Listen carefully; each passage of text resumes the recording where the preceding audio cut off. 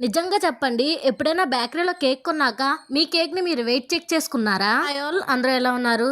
Crumb coat చేసుకొని ఫ్రిడ్జ్‌లో set చేసుకున్నానని చెప్పాను కదండీ! 2 అవర్స్ తర్వాత తీస్తే కేక్ అయితే బేస్‌కి బాగా స్టిక్ అయిపోతుంది. అయితే ఫ్రాస్టింగ్ చేసుకొని ఫినిషింగ్ ఇచ్చేయడమే.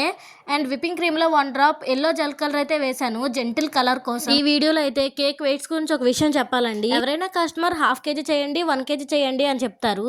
బట్ మేము ఫినిషింగ్ చేసేటప్పుడు ఎప్పుడు ఎగ్జాక్ట్ వెయిట్ అయితే రాదు. దాని మీద కొంచెం ఓవర్ వెయిటే వస్తుంది. 50, 100 గ్రామ్స్ ఎక్స్ట్రా అయితే మేము కూడా పట్టించుకోము. ఇట్స్ ఓకే అని వదిలేస్తాము.